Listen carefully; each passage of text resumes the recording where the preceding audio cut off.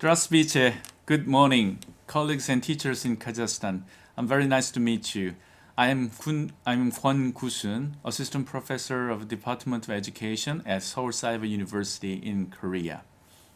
It's my great honor to have an opportunity to introduce smart education in Korea, and also I'd like to express my sincere gratitude to Oleo for cordial invitation to this online conference. It's been almost 1.5 years since I met colleagues in Korea in 2013. Most of all, I'm very happy that Oleo and participants of the training program in 2012 and 2013 have played a key role in disseminating smart education throughout the Kazakhstan, as well as raising awareness of technology-enhanced learning. Actually, I've got some questions from Miss Zarina Jikrina last week, but I was very surprised that the questions are too big and too serious. So it would take a few hours or even a day to answer that questions in detail. So please understand, I answer them very quickly and very briefly, not to skip your lunch.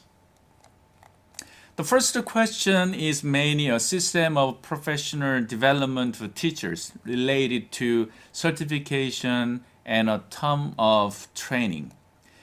Actually, Ministry of Education of Korean government takes an overall responsibility to certify teachers.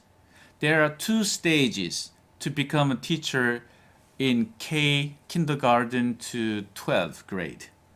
A first step is to get a second grade teacher certificate. Those who have a Bachelor of Art or a Bachelor of Science in Education at University of Education or the College of Education in 4-year university, or those who have completed or required and elective courses of education to get a minor degree of education will receive a second grade teacher's certificate signed by Minister of Education.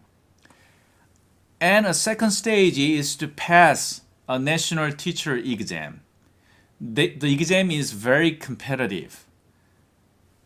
So only one every 10 candidates could pass a secondary school teacher exam. So it's very competitive. When it comes to professional development training, a teacher is in general advised to take approximately 60 hours online and offline training a year for development of their teaching skills. Teachers who have second grade teacher certificate are required to take 120 hours of training to get first grade teacher certificate in 3 years from his or her first assignment to a school. So those who start teaching at secondary school or first elementary school, after 3 years, they have to take 120 hours training to get first grade teacher certificate. The second question is a level of teachers' computer literacy. I think Korean teachers can be categorized one of the highest level group of computer literacy in the world. Most of them are using computers, mobile equipment, and multimedia skills as well, such as editing video clip and PPT, PowerPoint presentation in their teaching activities as much as they can. The third question is government-funded programs aimed at increasing computer literacy of teachers.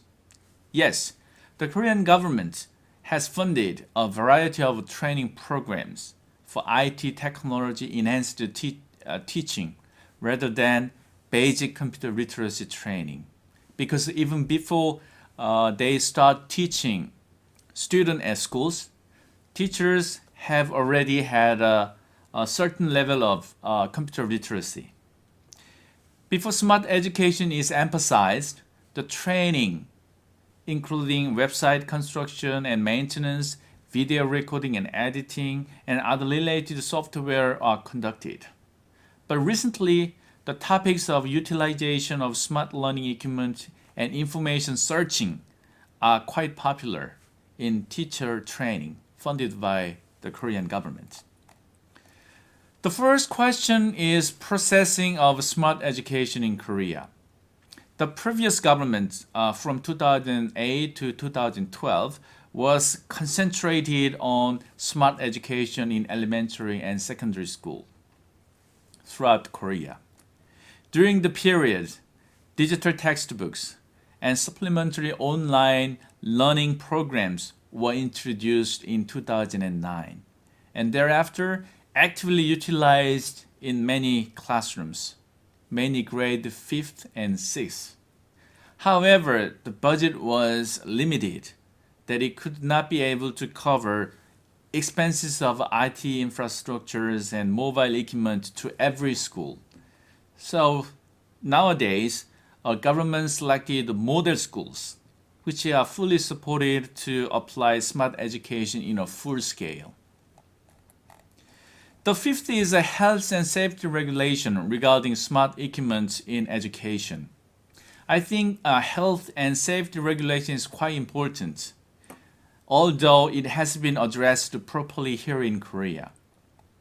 In addition to health and safety regulation, which prescribed prohibition of internet addict and students' overexposure to electromagnetic wave of IT equipment, protection of teachers' right in smart education should be considered. Final question is too difficult to answer: the future of smart education. There have been pros and cons on smart education among researchers and teachers and parents.